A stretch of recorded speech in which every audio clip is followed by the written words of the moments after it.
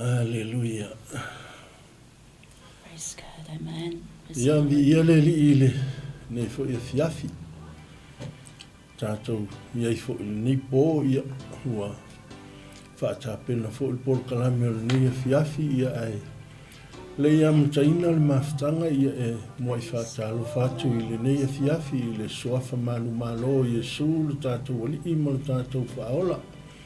La na au na le sunga fa tonu ia Mike ia mise fo yo le pa ia maulungo le finga ruanga ne fiafi e fa fe lo ai ma fa talo fa tu ile suafa manu malo tato wali ile mo tato fa ola fa stai wa ma vai to fo i malama sa fe ngai fo i male no mga manu ia me se utu ngā vai foi I le atua malona fina ngalo le uwhainga nuenga ia mai la tau e sa fola ina le upu a le li. Malo le o sai ia malo foi wha malolosi. Ataro whātu foi nei fiafi le tai foi o le mafutanga le sunga foi ia ngā whaitoa ulale ia me se whaitua ia sunema ngata foi leo ta mamalo manu ia mas foi le afele ia le faletua ia frila pa feilo ia tu ia te ulua le nei fiafi malo le ngosai malo talo ia malo foi mo ngalo ngafai e fa feilo ia tu ai le nei fiafi lo tato soafa malo Yesu lo tato wali mo lo tato faola le ngata foi le ia le pa ia le ufainga luenga sunga I whawhiangainga I la tau foi o lo ngā lulue I le nei ala hata ia ma whapeanao na tufa ma whaalau tele foi I le finangalo le li ia e maisa upo le malo le atua ia malo lava le ongosai malo foi le whaamaluasi whawheilo I atu I le nei fiafi le ngata I leo lau whaafonga mai Samoa la whailoa I le pa ia mawalunga o Samoa mai lava I se matua se iau I se au pito iti ia whapenau na iei anga le leimi whaamanuianga le atua le ngata fo I leo si o mātou ainga lotu I Weymouth I Manurewa ia e whaafeilo I atu I nei tina mātutua ia me se fo ta mātutua ia o uso matua whaafine le tala le lei ia me se fo o alo ma whanau ia malo le ngosai malo foi fa malolosi ma vai atu ia le malama ia wanga mai foi le pouliuli ma le pounsa ia e me se lava o le taitaina anga le leia le li va ia foi le lo wa le tau I le nei fiafi lo matou foi tafa o le lalolangi o lo matou o mau ma no foi ia le li I lana fa malolonga ia me se ona fa maluianga whawheiloa ia tu foi le po ia mawalunga o lau whaafonga mai Samoa so se tafa o le lalolangi po le afiafi o le taeao po le auli o whelava staimi o lo e whaafonga mai ai le nei por kalame nei afiafi ia e whawheiloa ia tu le I le maua ma le tinane fo I le nei afiafi ia I lau whaafonga mai I le nei fiafi a manatu e tātou o tātou talo e amata ai tātou mafutanga ia ona tātou amata ai le nei fiafi mwha fo I le upu a le ali ia e tusa ma le finangalo le atua wa wala au ma tutofi ai tātou mātou whaaftaita mai nei a manoa o mātou maua le li ia manei ala anta o saungia fo I le li ia lau o na ia Mike ia miso le uwhinga luenga lo mātou tamā whaaftai o lo mauaini a manoa e whaasoa ai lau upu lo mātou tamā ia miso e tufa fo I le li ia a ia ina se nganga ma whaamalusia se loto I lau whiau ma lau ngā luenga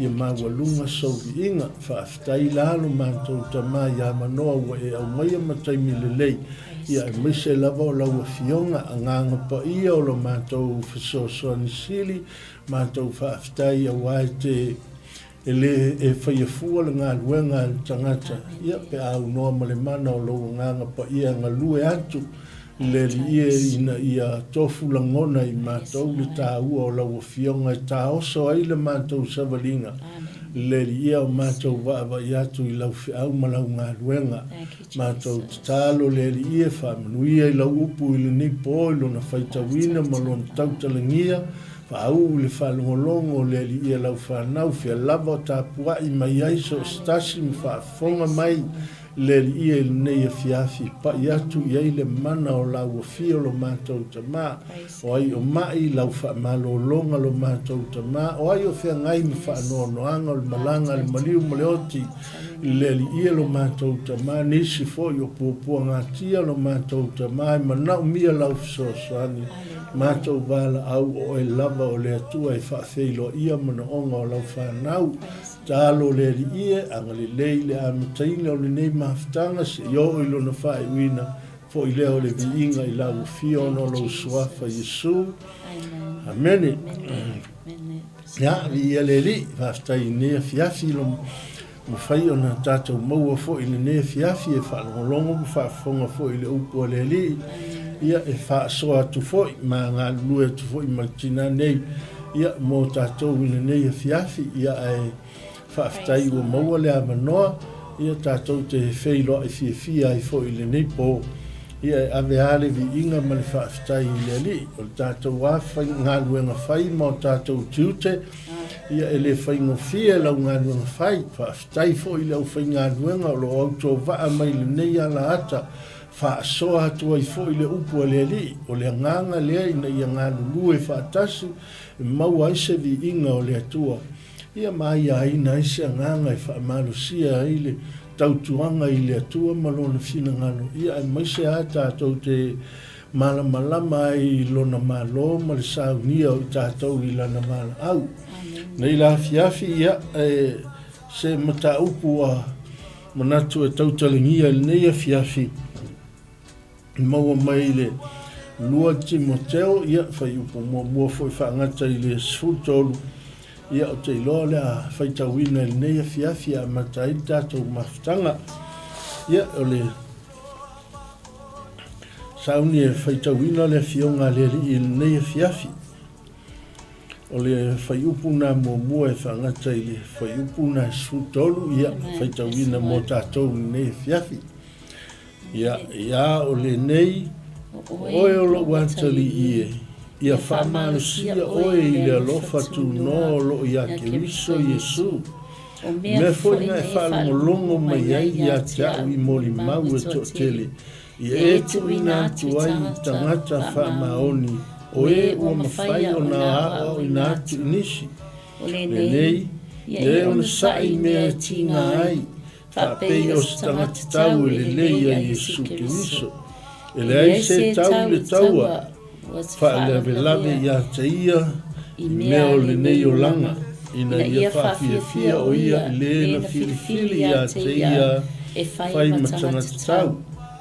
A whai fo e whinau se tasi le fia malo. E le whapaleina o ia pe a le whinau e tusa ma le tula fono. O le ngalue i whanua e tau o na mua i maua e ia le fua. E mawhau i mea o te whai atu ai nā. O na fua i nā atu ai lea le li a te oe le loto matala i me uma. E manatua Jesu Keriso o le whanau lava ta vita. O whatuina mai o ia na ie ua oti e tusa malau tala le lei. O na o lea o tinga ina i au. O ina no tia o au. Peise i se pangta. A o lea fionga le atua e le no tia lava lea. Le me lea o te ono sa iai i mea uma ona o le au filifilia. Ina ia maua i lātou lava le ola o lo i a Keriso Jesu. Ma le manuia e whaavau. O le upu moni le nei. A wape a whai tātou te oti whatasi mai ia. Tātou te ola whatasi mai foi. Pe a whai tātou te ono sai. E whai fo i tātou matupu whatasi mai ia. Pe a whai tātou te whawhiti a te ia. E whawhiti fo i o ia te i tātou. A whai e le whamaoni tātou. E whamaoni pe a lava ia. E le mawhai e ia o na whawhiti a te ia. Praise the Lord. Amen. Pai upunga e malu whamaia e manatua. Le li o Jesu Keriso. O le whanau lava a tā vita. Ua whaatuina mai o ia. Ua koe whaakuinga mai o ia ngai e uoti. E kusa malau tala le lei. E kusa ma le whiau lea o te tau mawhai e momoli. Ia ma whaala e awina ai tātou savalina. Whai mai leo le kako savali le nei a fiafi. Ia e manatua le atua i kaimi uma o lau savalina. Alleluia. Alleluia. E fōlina mai le autu o lo momoli mai e fo se whiau mo oi ma u le nei a fiafi. Alleluia. Longo winga e pe whaingofie, pe o lea pe solo le lei, po o lea le kua inga kākou ke whea ngai ma whainga tā, ma ti ngā, pe ma ngai a fo le kākou savalinga le kele o kaimi. Ai wha mangaku mai e tus pa ia i le nei a fiafi ia te oi ma. Awane i ngalo ia te i tā ua, le li po o le atua le taimi o le tā savalinga. Lea ka ke au nga makasava vali e tusa ma le fina ngalo o le ali. Aleluia. Tala lea ka kou ki whaitawina o le tusi e le apostolo Paulo i lo natali i whaaleanganga o Timoteo. Pe ia fōlinga mai o se tala noanga se ta mama so natali o folo whala e au i lo natali ina ia savali e tusa mahala e te tau ona savali ai. Amen. E pe ia fōlinga mai o ne whautuanga, o ni lapata inga, o le whawhangu ma le whaala e awina o le loto o Timoteo, i le whe au ma le ngā ruenga le li. O le ola au auna ma le ola ono ofo i na atu mo le atua ma lona fina ngalo. Lea lai pe ia fōlinga mai o le whawhangu e le apostolo Paulo, pe kau whaala e awina ai le loto o le loto o Timoteo. Inga ia malosi, ia mauku, ia mauwaa, ma ia kuaki alonga ola whaaleanganga. Aisea, a wheta ia i mangi whainga kāma whawhita auli o le soifuanga. Awane i ngalo ia te ia, le vala aua le atua, ianga manga kua pea le vala aua le atua i lona soifua au auna. O lona ola tu i nātu mo le ali, e wheta ia i mawhainga tā. Aisea, langa ngai loe le apostolo Paulo, e le o whaingo fiel no whanga lai ai. Amen. E le o whaingo fiel no whanga lai e kusi mai eila na tusi ave i lona tali i whaaleanganga o Timoteo e pei e fōringa mai o se la whaafesanga, inga le whaafesanga i ai. Amen. Amen. Ai o langa tusi le mo moli mai, o leana te au mai ai se fe au tā ua i le bala au wina o Timoteo. Amen. E whape ngale winga o le fe au il nei tai ao. E ui ona o le mo moli a Timoteo, a se fe au fo i le mo oe mo au il nei a fiafi. Awane i ngalo i ante oe, po le atu ai ngā tau o le soifuanga ta te ui ai. Awane i ngalo i ante i ta ua. O i a lea, whai mai le ta au tu i le fiafi, ka matua i le fiafi nge, ia e mana tua le li o Yesu Keriso.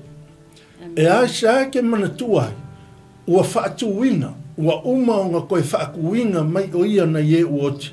O le mafua angale na o la utala le lei, ma le fe au lea, e kau moli moli pea, ma tau fangu atu pea mo oe. Aisea, inga ia whaala e au wina o lo soifua, ia whaamalo sia lo wola. E te au na i le fina ngalo o le atua, aisea, ka kou ke whetai ia i mawhaingata, o le mana tua, o le whawhangu lea nga i whawhika uli ma le whaingo fia o le savalinga. Amen. Inga ia whaingo fia le savalinga, po a whaingata mati ngā e o mai i a te oe mau, o a fo i mai o le tino, o le a fo i le lava o lau wha asoa, mea uma ia e lui tau ia o le savalinga, e kele inga kau koso e seo tātou ta ngata mai le talito nunga i le ali imalona fina ngalo. Ai whai mai le apostolo Paulo i a Timoteo, se unge ngalo i a mga kua pea, i a mga kua le kamalea, aisea, langa le kamalea le sa valo ia lau profeta. O le kamalea o lewa levanga valo ia le taimi o le whenga inga tuai. Ma tau lia fo i leanga kaukalangia e tangata o Isaia, le profeta o Isaia. Whai mai Isaia, o le lala au, ngā kupua e le pongai o Iese. Aleluia.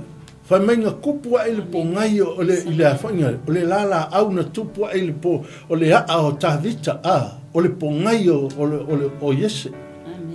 Lea ngā kupua e ailea, lea ngā tupua e aile, le tangata lea, lea lai whai mai le Isaia ngā, e sfurtasi fai upu mua, ai tupu mai le lala au i le pongai o Iese, e tupu e fo ilona ta tupu i o naa, e kupua e fo ilona ka kupu i o naa. Lea lai fai mai ia Paulo ia Timoteo, awane i ngalo ia ke oi, o le akali ia o ka vika.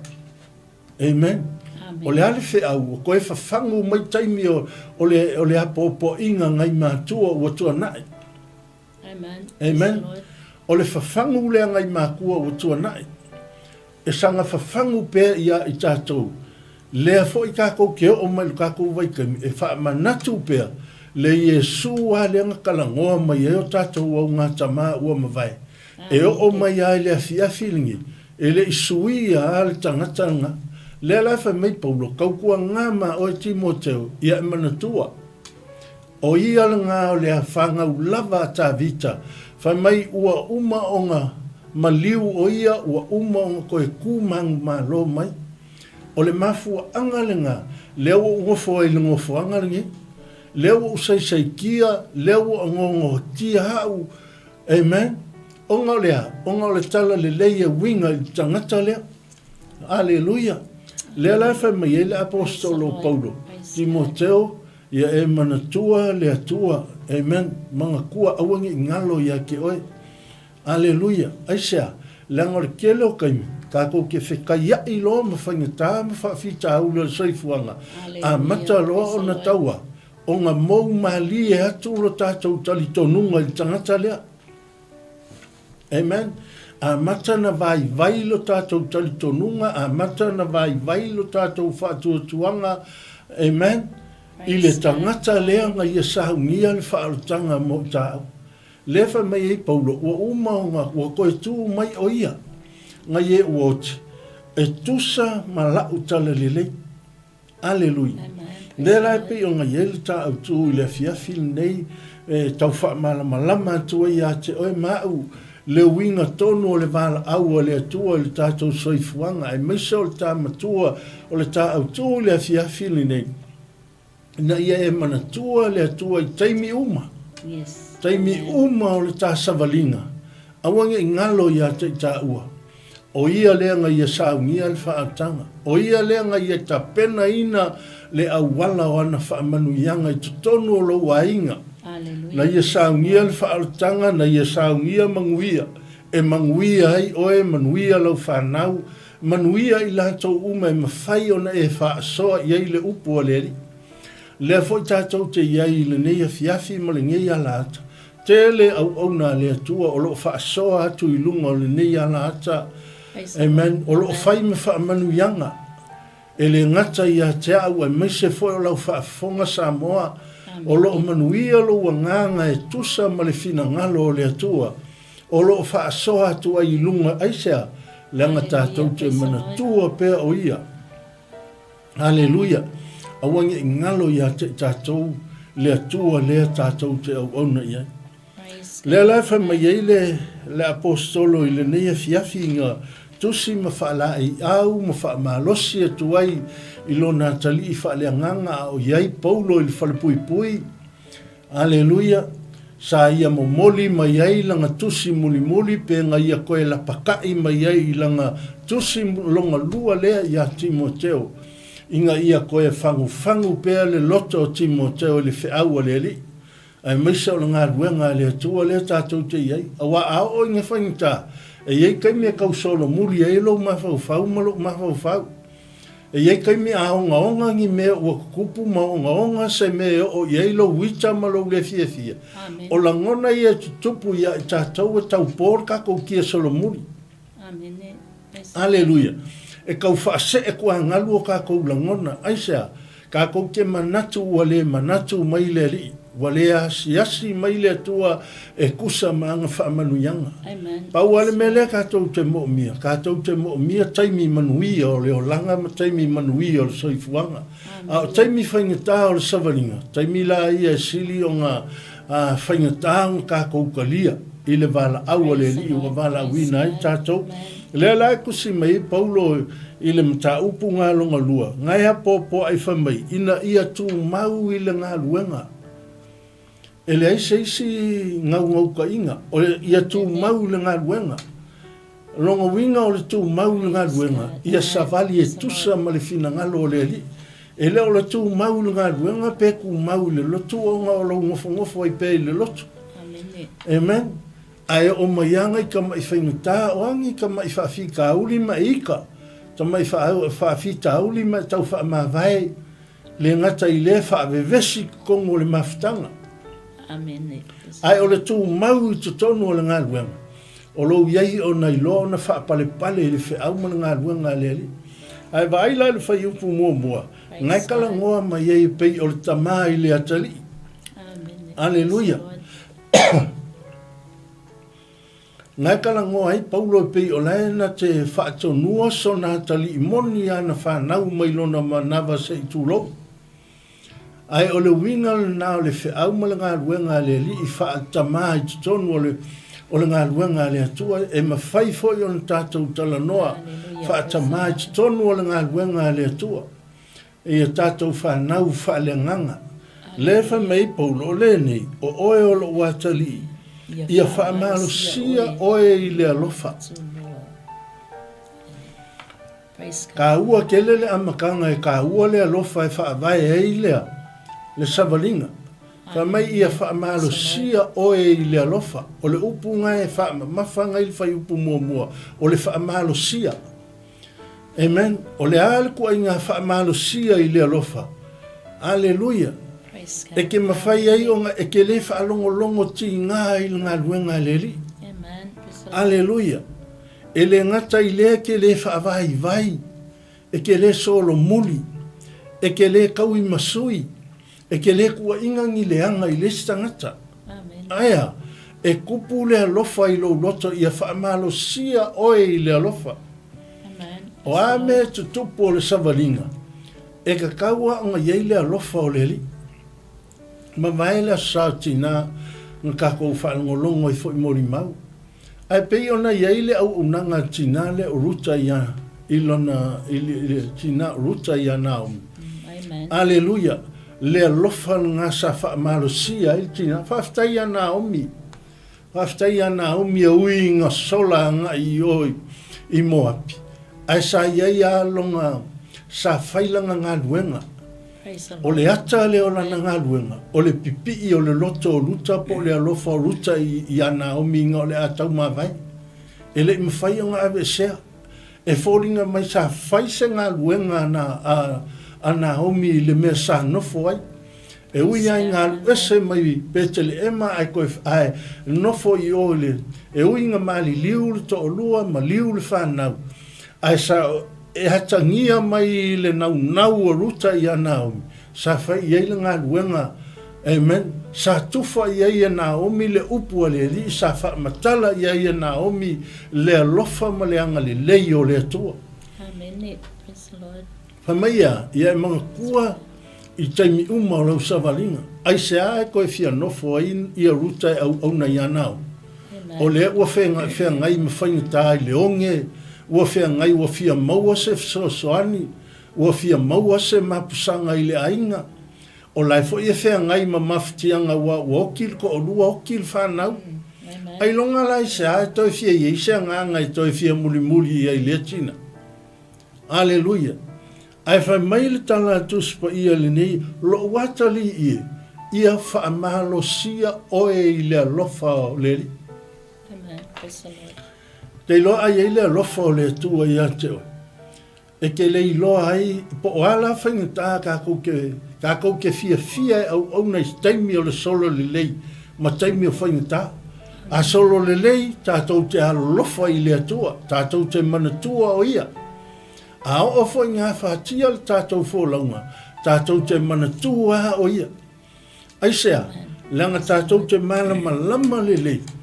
O le tangata lea na te fofo oa whaafita hauri. Alleluia. Ma iei la le alofa na le whai mei le apostolo Paulo Timoteo o oe o lo wakali. O le alofa lea sa alofa ai Yesu ke wiso na mafu ai o na maliu ma whaalawa au ilunga le sa tauro. Le alofa fo le nao ke wiso mafu ai le nofo anga leo nofo ai nei. Le alofa na te mana au e toto i lo roto. Ia whaamalo si ai oe. Amen. A iese kai mea kau ngalo ai le alofa. A iese kai mea kau vai ai le alofa nga. O ke manga o ai whaamalo si oe. O le upunga iei o le whaamalo si. A whaamalo si se mea. Longa winga ke kango e lango se mea inga ia malosi kele. Kau pa le whai. Po le au kau pa le kau mafuli le whai.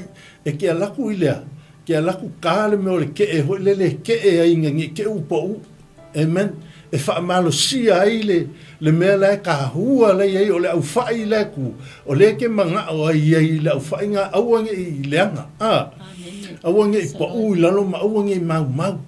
Lela ke kango e wha maa losi lea, le kua le whai lea, inga ia sefe ma iei lea, wha pe ngā uma le ngā luenga le ri. Whai mai Paulo, Timoteo, ia wha maa losia oe, ia wha maa losia lea, wha maa losia lea lofa o le ri. Amen. Nunga winga a e vai, ia e loa e ka kau haunga, o ngai o ngasai lea lofa nga. Amen. Praise the Lord. Amen. Whai mai nā omi a ruta, ia o mai e koe fo i lale waruaku, fo i la kenge ia waruaku. Nā fo koe fo i aku i oa, sau ia moe e alu a langa e leise, mea ka koe oi fua e le, koe wha whilo ia mana onga ngai sa mafuai o ngā mauhul kako maftanga. Le lava fo i sa kaimia koe ka penga ai nisi ka maiki e moe wha whilo ia il maftanga. Ai whai malkala kuspa ia, a ua pipi i alea, le loko o ruta i ana omi. Whai mai e anga upu, o le mea ke aluau, o le mea ke hoki ei, whailo ua tua ma ua tua. E whaulinga mai, o le kalalanga ngā wha matala e nā omi i o i a ruta, ngā ulu whale i le lota o ruta, lea lava la ua ki ngā whaingata ua whea ngai ma le ainga lea, ai sa wha malo sia pe i le loko le lofa le loko ki ngā lea e muri aua ngā ke kuua. Aua ngā ke lafo ia. E le whaapea ua lelei, ngā lelei masolo lelei le ainga i oi i moapi a wālaina no nofo i male to'olua, no nofo i fo i male whanau, ia malata i to'olua na lelei a mea uma. Amen. Ai fōlinga mai, o lea ua whea ngai me whaingata, e le isola e se eile alofa. Ai whai mai le kākou kusi ni ngei a fiafi. O le nei, lo watali i e Timoteo, ia wha malo sia oe i lea lofa, lea o lo o ia ke wiso Yesu, ke lo e manga o mia e. E lea li i e manga o mia e lea tua le kua inga lofa ngā kākou ki alo lofa. A wai kākou ke wha vai. Amen. A wai kākou ke solo muli le fe au mal ngā luenga le li. Amen. A iei le kai hau wa e hala e wa e lesi alu i le lotu, ai fangu mai pele alofa lea. Aleluia. E iei ngisi kai misi ka mai ai ke mai ai e ki nganga e loe mawhainga e alu i le loku, a le e kau whaavai vai ia, ai fangu mai pele e le alofa lea. Aleluia. O apolo kalame e tatau on tātou iai, ai pei wakako vai, wakako le lava vā wa unga tatau. Ai ka kaua nga whawhangu mai pēa e lea lofa lea o Yesu ke wiso. Inga ia kākou whaamalo sia ai tātou. Ai sea, lea nga ao o inga iei lea lofa o le ke riso i tutonu i ante oi. O nga whaingo fia lea nga e lofa i lestangata. Amen. Whaingo fia lea nga kufa lea lofa nga i lestangata. Lea lai whai mai e. Ia whaamalo sia oi lea lofa o lo ia ke riso Yesu. Whai mai lau whai upunga e lua. O mea uma foinga e whaalongo longo mai ia te au i mori mau e tōteli. Amen. Aleluia. Vai o iai le ka ua kele o le whiaua Paulo le kau mo moli e kau whaamau kūle loto ai. O Timoteo. Ai sea, o le iai Timoteo i lunga o le whiau malanga ruenga le ri. Aleluia. Praise the Lord. O le iai Timoteo i lunga o le whiau malanga ruenga le ri. O lea lai mga o mia le apostolo, le fe au nga ia sanga whaamautu pēa, ma ia sanga whaamalo sia i pēa, ma ia awa lava ne ingalo ia Timoteo. Le fe au o le tala le lei lea tau mawhai e mo moli atu, ma whaamanatu atu pēa ia Timoteo. Lea lai whamai e, o mea ki mo ke o ngai whaalongo longo mai i atau. O angi upu a tangata winga i le whiau ma le tala le lei, nga o wanga le lei ma o alofa hai ia i la tau. O ke manga o e koko i lo loto Paulo. Ia e ku i ngatu i tangata whaamaongi. Amen. Ma ngai alo upu ngai whaailoa mai e nea fiafi. Whamai ia e tu. Kanga ku whaalelei ai ai. Amen. Ele o fai mai a mea la ia e kango e wha makala pe kango e kongi anga iai pe fai mai Paulo ia al kala tuspa ia e tuu i natu tuu aloa ia i tangata wha maoni o le vale lei ma le vango ngofo le lei o tangata ke usiano matangata fetausia i le fina ngalo le ali e fa pena le winga e fa alo aleluia fa mai ia e molia alo ia lava ia le nafe au mana ia po le nafe au le leia winga ia te na moli mau atu ai nisi ia te oi Amen. aleluia ia lo le taua le nao le fe au le li ina ia mafai ona fa soa te le io o na le atua i lunga o nei ala ata o lo fai ma fa manu ianga i fa fonga Samoa. Amen. O lo mafai ona la tu ina atu i lunga o nei ala ata le fe au le li. Ina ia saunia o e saunia fo ia i le ngaluenga le li ima ia tatou i loa ona tatou tautua i awala i mafai ona manuia i le fina ngalo o le li. Peila ona yailu nei ia fiafi ma le whaafonga mai Samoa i le upu le li. Whai mai e whaalongo longo. Te loe tahua tele me o lau langona ina o le upu le li. Tahua tele lau whaalongo. Aleluia. Whai mai ale kua ia Samuelu. Whai ia Saulo. E sili aku i le afoinga le whaalongo ngai lo le taulanga.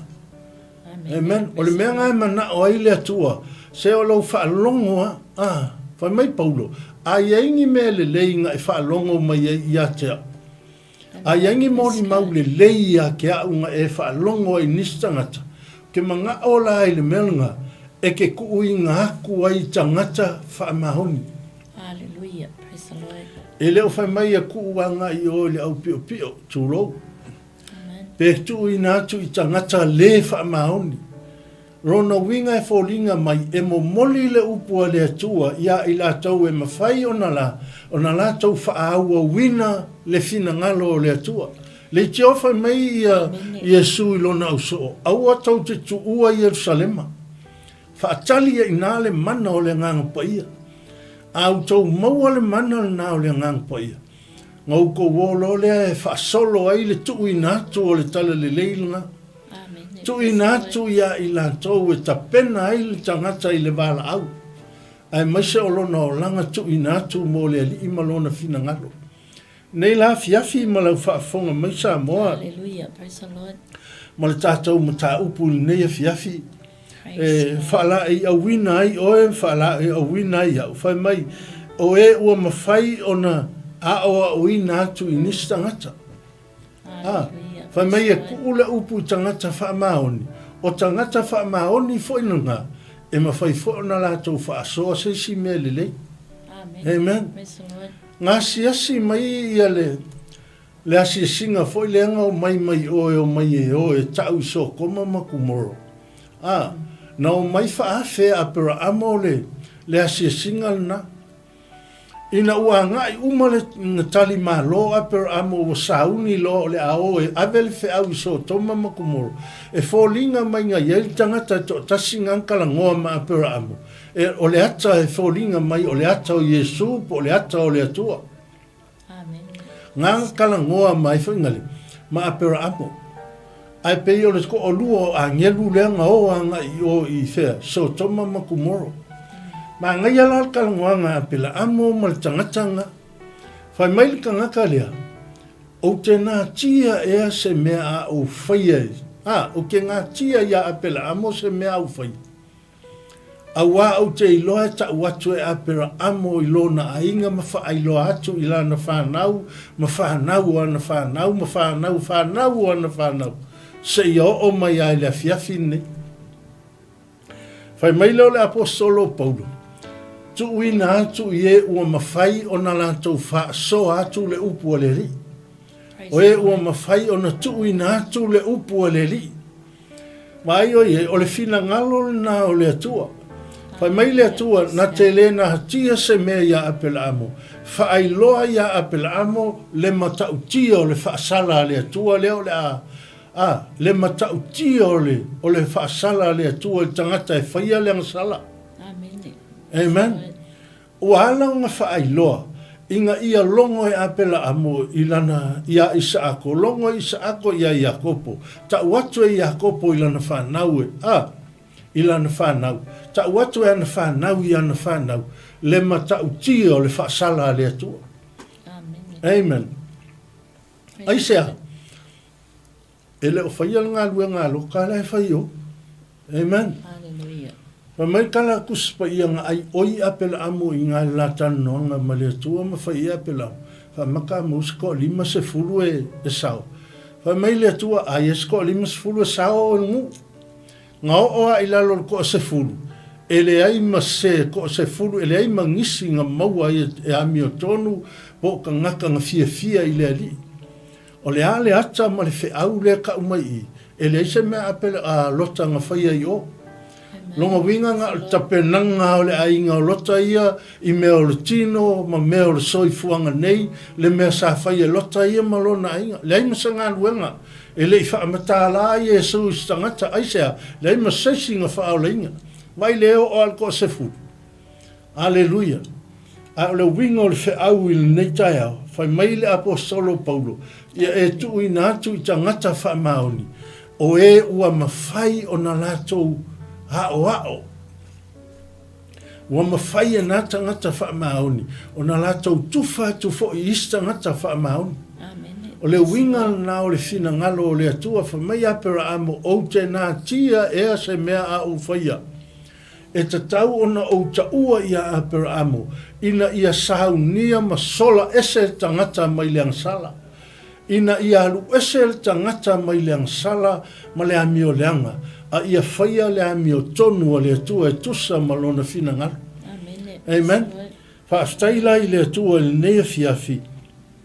Ua momoli mai ese fe au ia te oema, o le a se mea le lei ua e maua. Whaasoa le upu le li.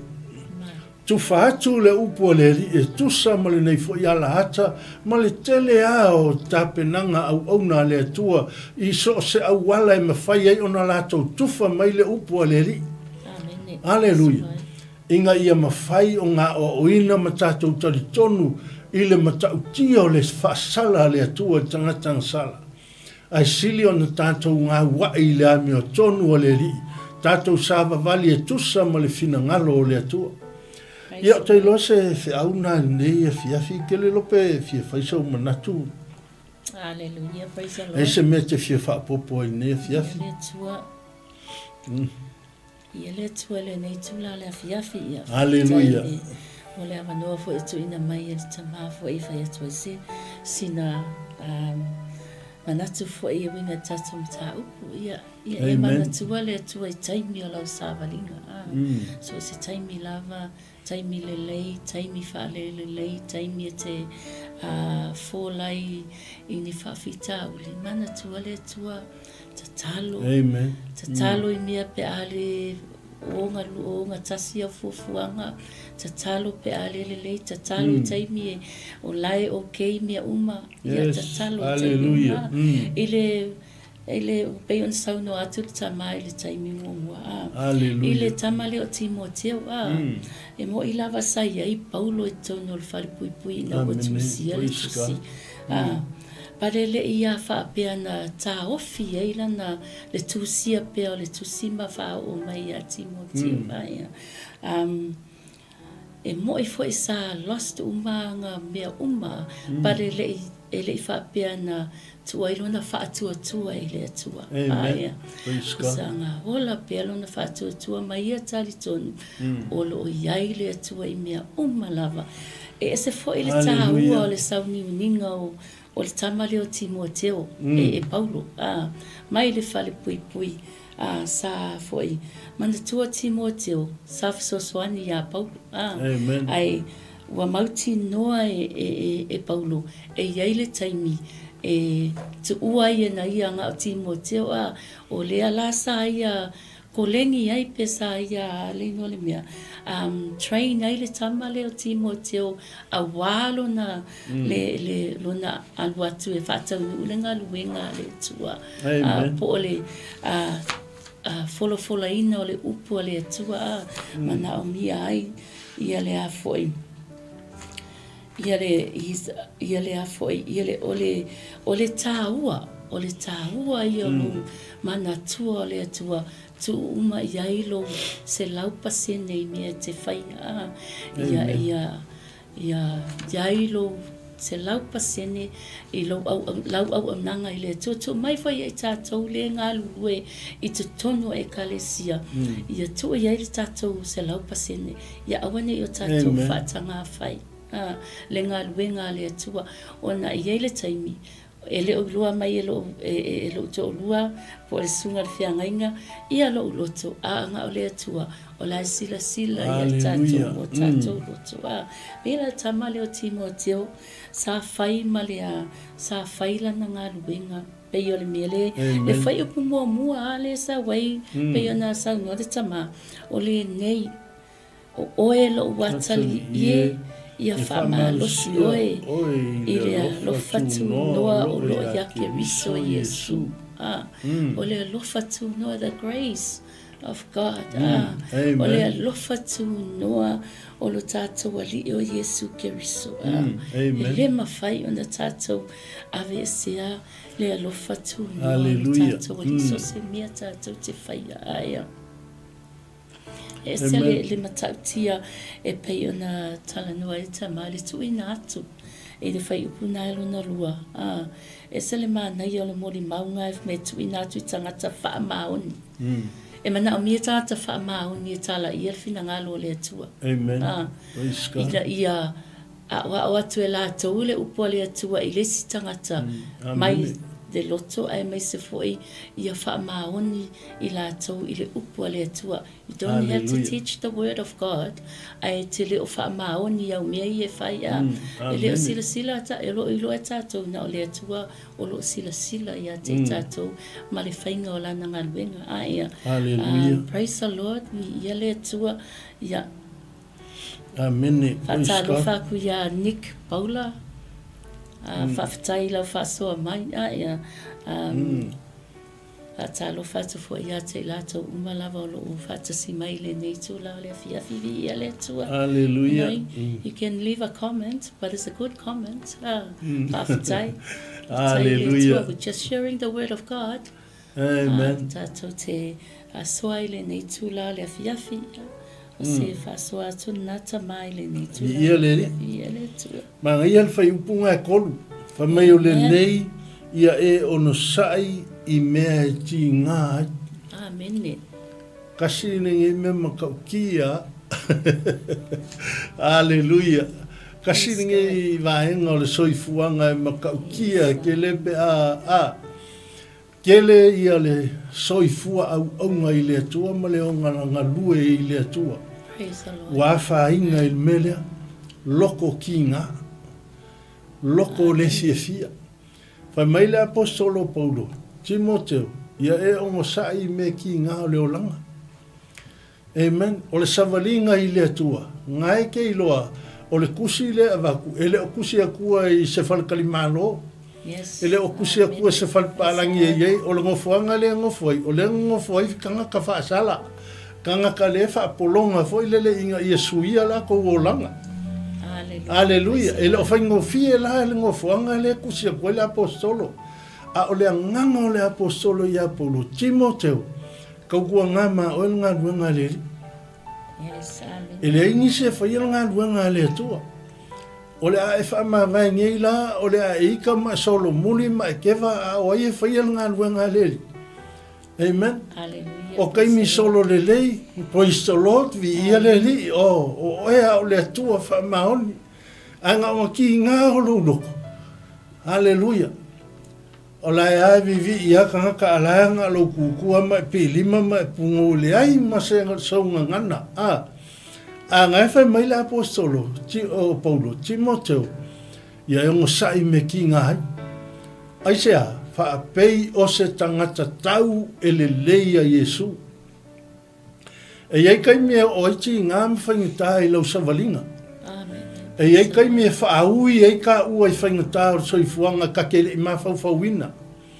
E le o se mea nga e manatu e tupu ia te oe le o se mea e manatu e a whai ngai lau savalinga. E iei kaimi whapea ngai whaaui ei tā ua e le atua I twaingata. E le iloa I opu ai mea o le amai.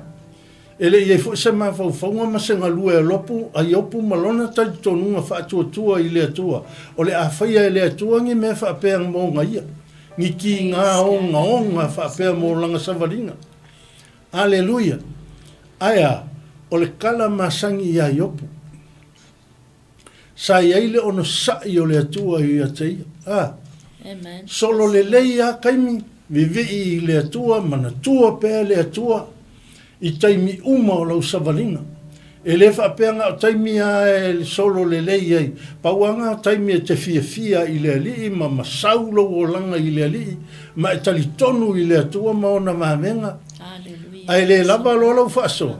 Ia ngā maka lo leanga e le karikongu pe le ai fo iso tali tonunga i le alii, i le ke au onga i ai, o ia o le pongai o whaamanu ianga. Ai ngalo ia te oi.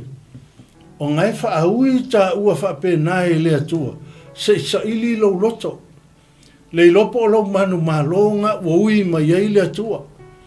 Le lopo o lau whaaeanga ai o se whaamanu ianga ngā ua tapena e le atua ngā whaingataha ka kou te ui e. Sa uni le atua si i ta ua i lesi skep. Ai ua ka whaavai vai e ina. Amen. Ai whameltala tuspa ia. Aleluia. Le lopo kaimi solo le lei o soifuanga.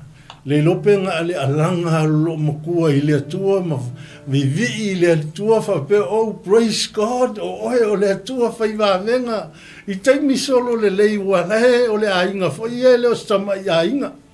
O le ainga e maua mea, o le ainga e tamaha o ainga. Aleluia. Le lopo lo makuanga piko i se vi inga e alua i opu ma lo makua le lope whakaika ioa i alo matua i le atua. Ai ngā ui loa i whaingata, o i nganga i loa. Le hei e whai marikato sa wali nea fiafi, e mana tua le atua i taimi uma o lau sa walinga. Pe le lei. Pe a wha, pe ki munga, pe malu, pe solo le lei le kau, e le ai ia a matu pe le vi inga i le li. Amen. Ia tātou tu ina atu pe le vi inga i a te ia. Ai sea, a le anga pese fo le whai salamo tā vita. Mai tā vita, auane i a te i mātou i o vai. Auane i a te i mātou i o vai. Ia tu ina atu a le vi inga i a te oi. Aleluia. Fai atu ia Israelu ia lātou auane i lātou whaapeane o i lātou lava a ia avele vi inga i leli. Kei loe whaapena le winga. Fai mai tātou whai tau i le neia fiafi. Fai mai Paulo i la Timoteo ia e ona sai mea ti ngai. Whaapei a o oe o stangata tau. Amen. Ka kei lo uma tangata tau. Ka kei lo kai mo fika le anga lea ka ke masangi u kako va ITV ma kako va ai fika la yo nga o mea pui e fita la ko ma ofu e pui e tanga tsa ma ile fili ma me o purufana me fa penai amen e o sofa ia ye lesi tu va nga au me nga ele fa pe alu mamongi ele fa pe o alu ma kausoa ni lunga me ai pe alu foima. Amen. Longo winga e a foina le. Fa mai e o sai me tinga fa pe o se tangata tau. A Yesu ke riso o le tangata tau la leli. Ngai fa makala mai o le kusia e feso ofu ai. Ai sea, fa mai le nga kaktele o tau matangata a o le sili mali o le pouliuli manganga le anga me o le lang.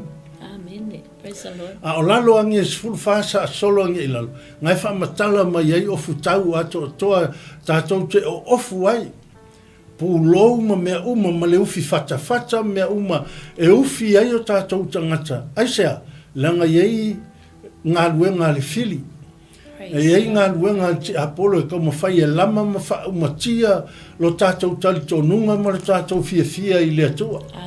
Wai leanga ngā so whai a le ainga e nga ngo so fai a polo fa mai lo makua ia yo a me ke le aleluia a me le ke le fai ia ile tua ma fa ia sa wala e va venga e waku e o amen Ai whai mai kala tuspa ia Timoteo. Timoteo, ia e ono sai me tinga. Amen. Se ia me tinga o le savalinga. E iei mea e tātou te ui, e tātou te le mawhau o ngi mea whaingita ia tātou te ui ai. Ai e tā ua lea, ka ua le onga sai. Ka ua le whai o tā ua matangata tau e le leia Iesu ke wiso. Ai waifo i o iei le kaiminga. Hallelujah, praise the Lord. Le kaiminga sa ungi ei ia. Le kaiminga ka penga ile au kaua. Whamerkala kuspa ia iei ngu o e lima i le siku ngai sa o i o kanga whangualang tasinga o mai o so whai i so koma makumoro. Hallelujah. Praise God. Ngā so whai e so toma makumoro ave whaatangata o tau ai lea wai. O lota malona a inga matangata uma o so koma matumoro. Ai whamerkala tuspa ia. Ngā saungi aile a pela amo le au tau. Hallelujah. Nga saungi ai le apela amo le au tau. Ai vai fo nga au tau na saungi ai apela amo. Amen. O nga olea. Pa mai ngai loa e apela amo o longa uso o lau avatu yo. Mai o i lesi mea ka ua nga ka ua ai lo o ngasa i mea tinga.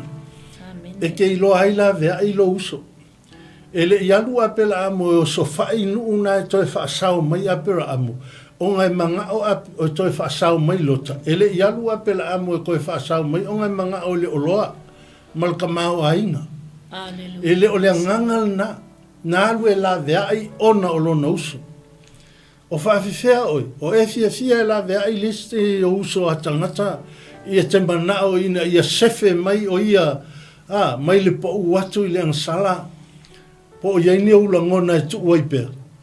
Awa anga o seisi tangata ia lota. Le lope fa ia apera amu.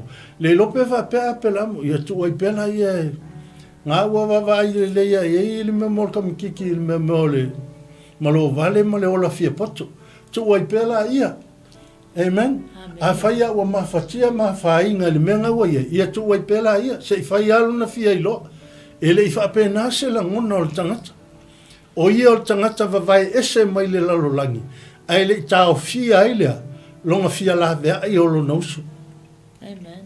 Praise God. Amen. Nga ia tapena ai se vai ngā au. O lea vai ngā au nga ia tapena. Nga ia ka penga ai kokongo o lona ainga. Kei lole au tau o lea tua e le au Wha mai ia te oe, ia e ongo sai mia tingai. Wha pei o se tangata tau e le lei ai Jesu ke wiso. Longa winga o le tangata tau po i la tau o e tau ina le tau a whale nganga.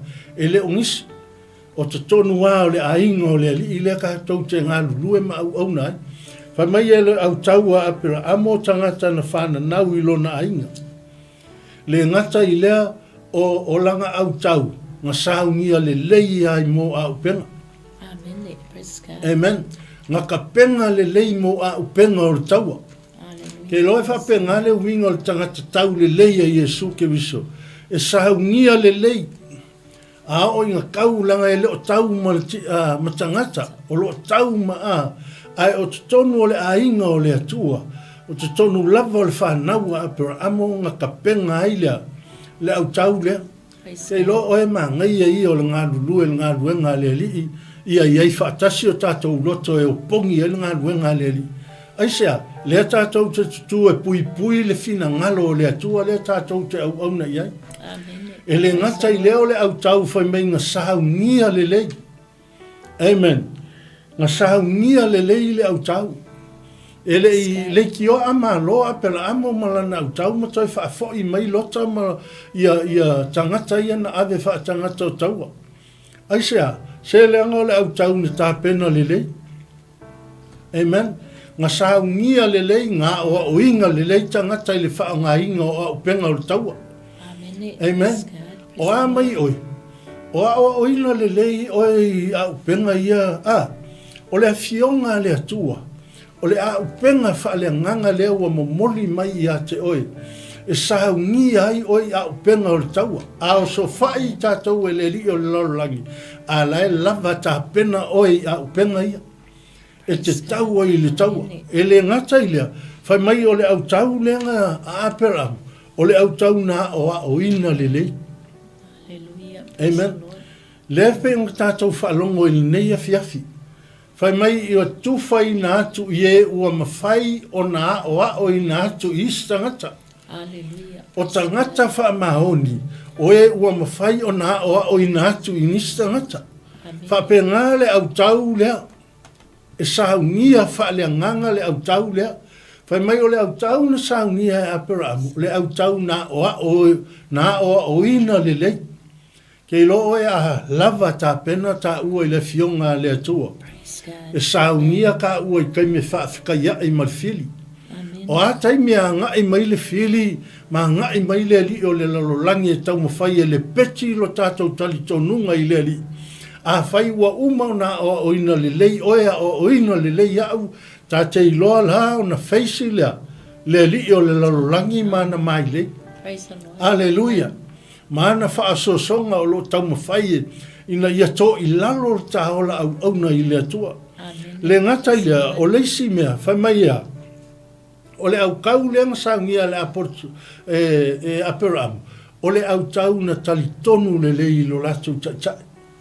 Amen. O a mai o e ma le lua mafutanga ma lauta maa whaaleanganga. O a mai lau au nanga, o iai lau se lau pasene po. Alleluia. E te talitonu ina. Langa meanga ma lo ai lau tau a apelamo.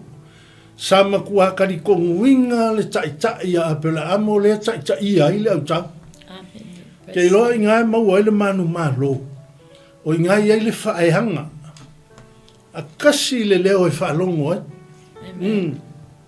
Po wala ti ngā whamaya e ongo sai i mea e ti ngā ai. Amen. E se leo ngā honga le vahenga leo soifuanga.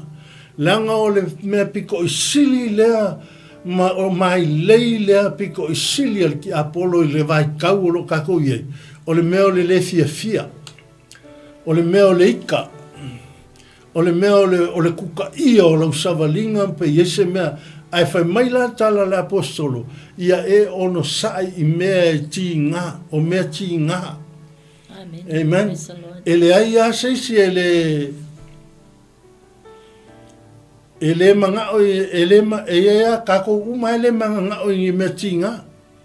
Ai malilia o tātou loto, e ia taimi o le soifuanga e whaatanga e le atua, tātou te ui i mea ti ngā. Ai whai mai la paulo ia Timoteo, o ngasai la. Whaapei o stangata tau e le lei. Ronga winga. E whaapei ngā leo winga o le vana au le atua. Ia e karikongu i lau taitai. E le ngata i lea. Whai mai ia. Whai mai ngā loto whaatasi. Ma mā whau whaatasi. Amen. Ka haua i o le loto e tasi. Ma le mā whau whaatasi. I mea e tapena ai lea. Tapena ai lea au tau. Inga ia maua lea. Le ongo sai me ti ngā tātou te whetaia. Amen. Praise God. Amen. Pau ala si whaale kong.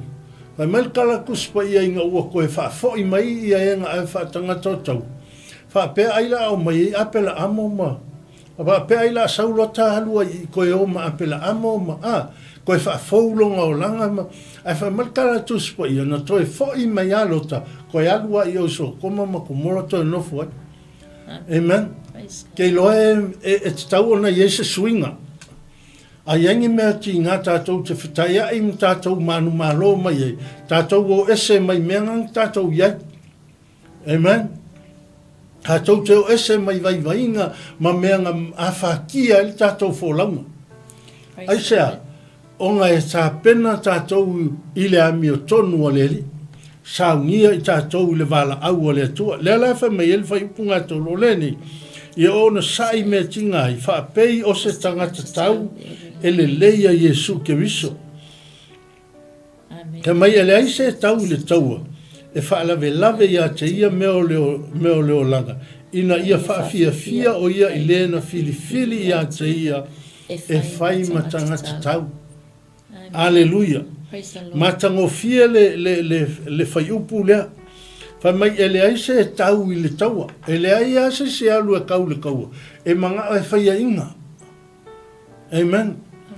E alana e alu e te tau le taua. E te mana o mia ia manu malo le atunu u leanga filifilia o e whai ma fita. Praise the Lord. O au tau matau ai e whai. E lea iangi au tau o e mana na o e whai inga. Au tau umala e o e tau tua o la tau atunu e manao. Ia whaai a inga o la tau atunu. Whai mai la le apostolo o Paulo. E le aise se alu e kau le taua. Aleluia. Ai alu ma ave me o leo langa e whaalewe lave ai. Amen. Amen. Alu ma ave me o leo langa. Praise God. Vai inga o leo langa. O lai alu e manga o e whai matanga tatau o le ri. Ai le oku ua vai inga o leo langa. Lai ai alu ma ave. O le whainga tā ia ngā ofi anga i le upo le li. Ki nganga manga ia le upo le tua. Ki nganga iei vahenga o le soifuanga ua tatau ai o na soi. Ua tatau ai o na ua lewa na iei le wha. I tono le ainga o le li. Ai le mwhai au na. O lai alu ma ave vai inga o le o langa. Ai whai mai le apostolo Paulo. E le aise kanga kakau e alu ma wha ave me wha lave o le o langa. Me o le o langa. Amen. Longa winga o vai inga o le o langa. Whai mai le atua ia apera amo. Inga ua vala winga apela amo. Whai mai le atua ia apela amo. Tu ulo nuu. Tu tangata o lo nuu. Tu male ainga o lo tama. Aleluia. Aisea. Awange ie a vea mea e langa e whaalawe lave i lau savalinga. Ele o whai mai la e kuulau a inga kuulau nuu a. Ele o le winga nga o le whiau o le atua ma le tala le lei. O le ata o le fina ngalo o le atua. A o yeini tu o le nuu e le tala whea ngai ma lo soifuanga ma lo wola tautua ma le atua ma lo le fina ngalo. O mea ngā lefa mai e tu. Amen. Aleluia. A whai e yengi kapu e yengi mea saangi i koe alu se loku. Pauangi e o le loku mai kakongu. Aleluia. Sa. Whai mai la lea koe a pela amo. Tu ulo nuu. Longa winga o kua le nuu ma la tautu la fono e le tala whea ngai ma le fina ngalo o le atua. O le winga ngā le tala le atua ia a pela amo. Le ainga o lo tama. Longa winga a whai o angi kari kongunga o titono le ainga. O angi vahenga o le ainga i tei loe wha lave ina ai le vala au o le li i lo soifua. Whai mai la tu spa ia whai mai le atua tu la ia menga ai sau e alu i se ngu fau. Amen. Sau e alu koe haki ia e seisi o langa fau. Ka penga seisi la ngona fau ma seisi ma fau. Amen. Inga ia whai i tātou ma tangata tau e le leia Iesu Kiristo. Le tātou a inga ma lau whaafonga mai sa moa le neia fiafi. E whawhangu pe i o tātou la ngona le vala au al tuspa ia. Whaala e au mai pe le upu le li ina ia tapena ai o e tapena ai au. Aleluia. Te leilo le taimi o mai ai le vala au le li. Ai amu ia le au na. Ai maua mai e lona matai. Ao lo ngā lue ma whaatino pēa le fina ngalo le li. Le nganga le nao le apostolo i lona atali i wha le nganga o Timoteo. O a taimi e whaamuta i au whiau mau ngā luenga. Ai awane i ngalo i a te oe, tautua nā ma oe. Awange i e whaalawe lave meo leo langa. Aleluia. O meo leo langa e whaalawe lave i a te oe, whaalawe lave i a te au. E whai ma whawa atu ia o le tāsa walinga. Aleluia. O a meo leo langa. O le pepelo. Aleluia. Kasi ale meo le pepelo. Aleluia. Mai e tuu lea. O mea ngā mawai inga ngā o leo langa e. I le tāla whea ngai. Tuu le mui. Tuu le tau whaaleanga. Tuu le tau lama. Tuu le whau leanga. Aleluia. Langa o mea ia tutupu le tātou savalinga, e tutupu tono ainga, e tutupu tono ngā luenga le atua, e tutupu i whaalapatu patonga. Aleluia. Ai o le whiau o le neia fiafi, tātou te o mea ngā e whaalawe inga ai lau savalinga, ma lau o nanga i le atua. Praise God. Ti nganga manga ia se me. Alo pelo ia. Aleluia. Nga mangia se maftanga mangia lo wolanga wo sui lo wolanga. wa iai ngai vaenga o le soifuanga wa e whaangaloa I lau savaringa. Ale pelo aia e le kuua e le stangata. Hallelujah. Ai whai mai le kala kuspa ia. E le ai whai mai ia Paulo ia Timoteo. Timoteo. Awange ia vea mea ngai whaalawe lawe ai lau savaringa. Awange ia vea mea ngai o le olanga e whai ma ponga kia o lau savaringa ma lau o nanga I le atua. Leanga o leanga aia e kango e whaafia fia leanga fili fili ia te oe. E whai ma tangata tau. Ka ua ia le fia mai o le atua I lau ngā luenga whai mau ki uke whaatino le whiau ma ngā luenga le li. Ta ua ia ina ia sau nia o e sa nia fo iau. E ta pena ina I tātou ia I le wala au o le li. Ne ia fiafi ma le tātou mawhitanga. Ne te ua I se. Praise the Lord. Nga vaenga I whaaso atu ai. Ia. Ma nga ia le skako fas le mtaapule wo I tatou faso ni tula le fiafi I le tangata tau ma nga ia fo ia le na wa mai tonu ia le fatusanga nga po ngi example po se o le I tangata tau ai me se foi o le avainga ia o taalo ia pe o le foi punga e fa. Hallelujah. Ma fai pue lima mai a fai foi e finau se tasi le fia malo e le fa palehina o ia pe a le finau e tusa ma tu la fono o mea ma tātou te whaia e te tawana i tu la fono ia te tawana i ni tu la fono e o foi la I le vaenga le o pe ona ta ua le tamafu ni ia fiafi ia le vaenga ia o le taua ia sori e spo fita a wai o le watu lava ia mea e manao ia I nei tangata ai o ai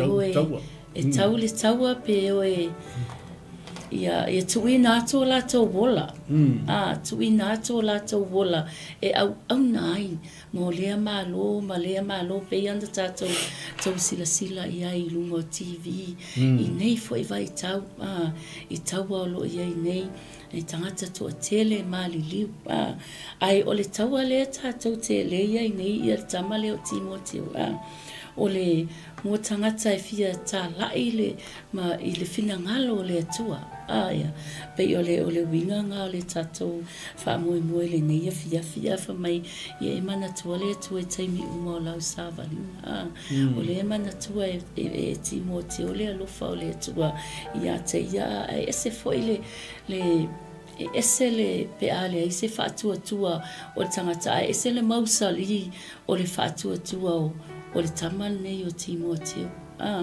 e mai lava le amatanga ina ua mata ona fofua mailo na o langa e Paulo au iai Paulo le fale pui fa mai sa fa vai mai ile fa mai fa vai mai o fa tua te leo lo na fa tua ai a faila o yese me fa ngale pe yese me lo langa ya tatou le tatou ile o langa le tatou te ya ini me fa fita o le tatou langa we always go back amen po fiana le foundation lenga ye who is the foundation of our faith our faith il fa lo tatou fa tua ile tua ia o le mea lofa le tua le kifta le tua na vatu ya te oe po e lau taleni te tonu e kalesia o mea fa pena e awaine ia foi e te alu tonu e whailenga luenga le tua e tue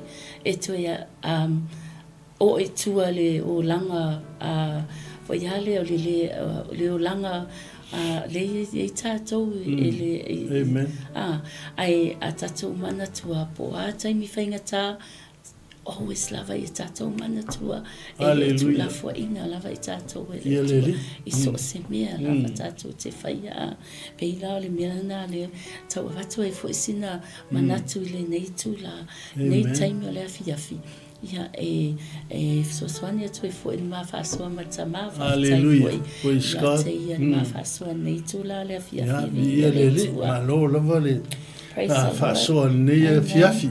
Hallelujah. Ia galilei le alii ma faamanuia pe lenei afiafi fea lava o e faafoga mai ai lenei po ia faapena ona iai faamanuiaga le alii e tusa ma le upu a le atua e pei ona taumafai e faasoa ma tufa ina atu nisi langona e tautai ai lau folauga ma lau savaliga mo le atua ma lona finagalo iai a taimi e faataʻetaʻe aluga le tatou faafoga ma le faalogologo ia o le mesili ona tāua o se vaega o le upu a le alii e saumia ai tatou faamai ia e finau ae fekefigau le kulafogo amen so se aua e uia foʻi a iga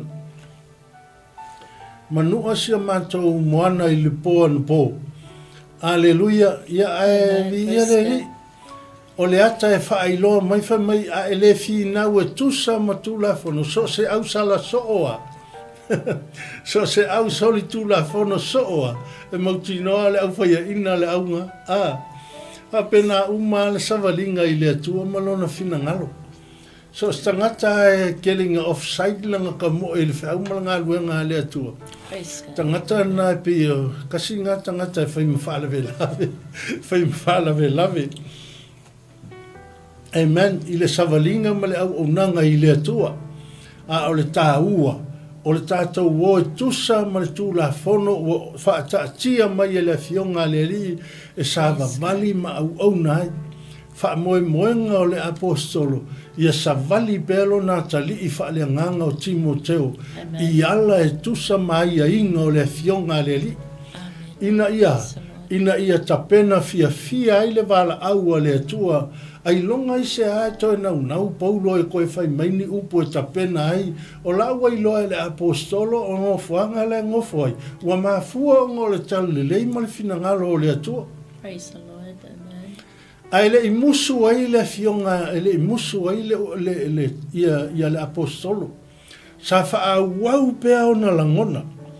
Ai sea, wanga i loa o le mafua anga lea o lona tinga ina. Amen. Wanga i loa o le mafua anga lea ua mafua o le ala fo i lea nga whaia i a Timoteo. E uia inga ki ngā hinga au mangongo kia.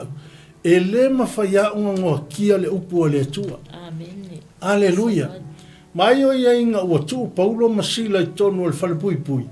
Nga sai lima, sai vae, sai mea uma. E le sai ia o la ngutu tūlou. Amen. Sa ala langa ma vivi ai pea i le atua. Wha mai Paulo le whai upu ngai iwa. Ona o lea ua tinga ina iau. Ua o ina nono tia wa ue peise i se pangta. A o lea fionga le atua. E le ai e le ngongoa le fionga le atua. Praise the Lord, amen. Ngongoa i pea ulima, ngongoa i pea uvae o whaasalanga ma le talitonunga o tangata le talitonu i leri. Ai le ngoa ki ai le fofonga o le apostolo. Nga wala aua i le atua. Amen. Aleluia. Le fa mel kala kuspa ia nga ngā ioi ai le mana o le atua, ma va venga o le atua i le afiafi. Amen. Pa mai o le tūrua o pōmau, ngā pepese ai Paulo masila i le atua. Ngā vivi ai Paulo e masila i le atua. Le fa mai le kala kuspa ia, o ngā kō mai lo leo le mafui e. A e va ai ia il na mafui e. E leo se mafui e ngā whaaleanga ina ai no fuanga lea. E le se mafui e ngā toto ai lea vaenga o le ele. E leo se mafui e ngā kalepe ai le whalepui. Pau ai o mea ngā kalepe e mafui e le pō lea. A sai Paulo masila ma vivi ai Paulo masila i le atua. Ngā ngoa kanga, ngā o la lima ma o la vaenga makala e lea. E le mafui e le pō lea. Le ki ofa mai tā vita, a e fia lava o ia Iova, o na whaia lava lea e i o mea umai manao i eilo roto. Praise God, amen. Aleluia. Le wha mai ei Paulo, e ngoa au ma ngoa kia mo upopo ngā kia, a e le ngoa kia ki mo keo lea fionga lea tua. Amen. Aleluia. Sa au aunga pea, sa vivi pea, sa kala ngoa pea, i ei Paulo masila e winga i le fina ngalo o le li. Praise God. Amen. fai mai le kala le kuspa ia. Nga ave leo le fale pui pui. Amen. Awa leanga fai mai wala le leo le fale pui pui. Kanga kuloe langa sapelu nga uwa ala wale aingi Paulo Masila ma.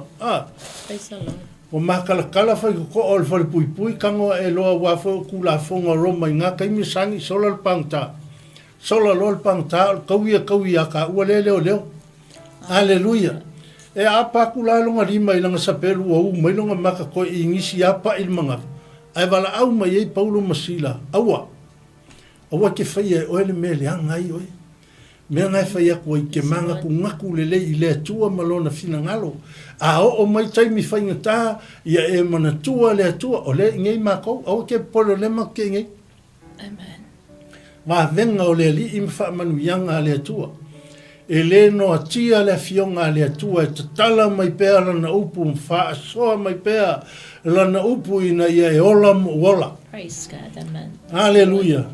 Le alau whaafonga mai sa moa le nei a fiafi o le Praise the Lord. tau mawhai atu leo le upua le atua i nei a fiafi. Whai mai ai mana tua pea le a fionga le li. Whai mai leo le whai upunga sifuru o le mea lea o te ono sa iai i mea uma ona o le au whiriwhiria. Ina ia maua i la tau leola ia ke riso Yesu ma le manguia. Whai mai ia maua leola ia maua le manguia. Wha moe moenga ngā o le li whaola mo oe mau Samoa mo maise o le kako Savarina.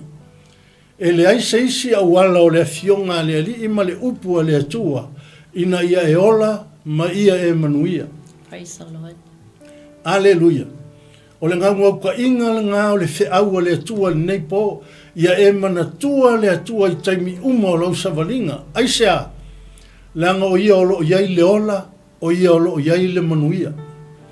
Saunia e le atua manuia i tonu o lo ainga, ai maise o lo tāpenanga mo ia malona fina ngalo. O a mea tupu o le soifuanga, o a vaenga o le olanga e o iai le tāsavalinga. Amen. Awane i ngalo ia te oi le neia fiafi sa moa malau whaafonga mai.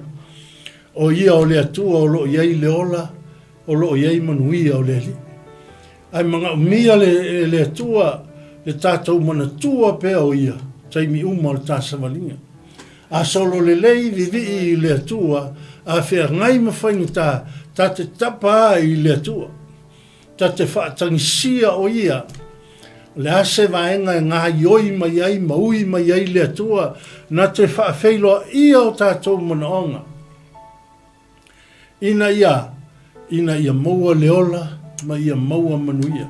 Amen. Mai tala tuspa ia, pauleo le mea sa waile li faola, ina ia maua leola, ma maua atili e lava. Amen. Nei a fiafi ia wha manuia le atua ila na upu nei poa, nga le lei fo ile li, ila u whaafonga mai sa moa i so se tafa o le lalolangi, fe lava o e maua mai aile nei ala hata, ia wha manuia atu le atua, ia te oe ma ia iaile anga le lei o le li.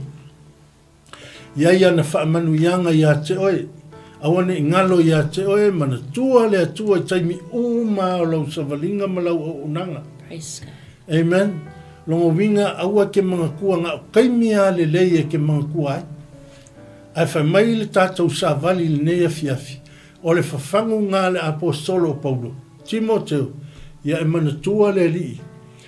Alleluia, o le whanau lava tā vita. Praise God. Ia mana tua o Yesu lama le ngā. Lea na toi whaatuwina mai na ye oti. Le mafua ile kala le lei leo o whalpuipui ei mai ei au le malama tangata le tanton. Alleluia. Ai mo moli atu le whiau le ngā ia na ia e tufa atu. I tangata wha maoni mai e ma whaifoi na la tau talia le upua le atua i le neia fiafi. Ina ia sauni ai foi o la tau o langa. La tau te whaasoa foi le upua le atua pe a o ina whaamanu ia ina i la tau i le ola ma le manuia e au mai e le atua mo tātou. Ia whaamanu ia mai le atua i nei poa nga le lei foi le lii. Ia il tātou mawhitanga i nea fiafi whaafitai foi lana wauna. Le sunga ia whatātou whaatonu ia Mike. Ia mo le whaafoina foi o le tātou por kalame nei poa. E mesa o lau whaafonga mai sa moa. ia iai le anga le lei ma whaamanuianga le ali I mo tātou. Nei fiafi ia tātou whai us tātou tatalo. Ia nei fiafi. Mātou whaaftai tele tama mai ala ngā luenga le ali ia sa ngā lulu e ai le ali ia lau whanau la whai le mana o lo nganga pa ia ngā io iatu tama. Fea lava se maenga le atua o le lalolangi au atu iai le fe au le nei po ia fanguia le mana o lo nganga pa ia se awala whaingofie mo moli I loto ma le whaafonga lau whanau ina ia mātou langona whaatasi li tā ua o lau upu au ngāia I la tau sili foi o nā ngāia te ima ua le li ia tā pena ailo tātou wola va iatu ia te ia tālo whaamanuia nei po o ai foi se tasi na te le Italia Yesu e vea mali ma whaola I nei po ia o le tālo anga le lei ma whaamanuia ia te ia le a foi sana filifilinga e whaia lo mātou tama na te talia I nai oe a vea maona li maona whaola ia o la mātou tālo whaamalamalama atili Fea se awanoa e na te langona I nai lau upu ia whaamalamalama ma ia whaapupula atili ia te ia le tala le leia winga ia te oe tama ma ia saungi ai foi lona o langa na te whaangaina lona soifua e tufa ina le upu o le li ma whaasoina le ola manuia e pei o na mātou iai nea fiafi Tālo le atua, anga le leifo I le nei ana ata, anga le leila au na ia mai ke le ngata I lea o sponsors o le nei TV lo mātou tama, mātou tālo ia iai au manuia lo mātou tama, I lātou uma mau au na ngā lulue, leli ia I tonu o le nei polokalame, mātou vala au ia iai lau whaau unga ma le mana o lo nganga pa ia. Ngā luenga whai o le vai aso, ai maiso o onga le whanau, ia mātou tālo le ali ia taitaina, le paolo lo walofa lo mātou tama, le ali ia so se tafa o fo o le neila lo langi, o au mawai o mātou tangata, pa I atu iai le malosi o le mana o lago fio le neila fiafi. Pa mangalo le au o nanga, iai se vaenga wale atoa I lau si le whanga, a lofa ma wha mangalo I mātou tama. Tu mau mai o mātou lunga, le mana lilo lo nganga pa ia. Nei se ia o lava I le whaavau e whaavau lava. Amene. Mene ma mene lo Jesus. Ya, ia le lii, tātou whāso I fua, tātou mawhitanga nei po, ka muia le tua. Hallelujah. Thank you, Lord. Thank you, Lord.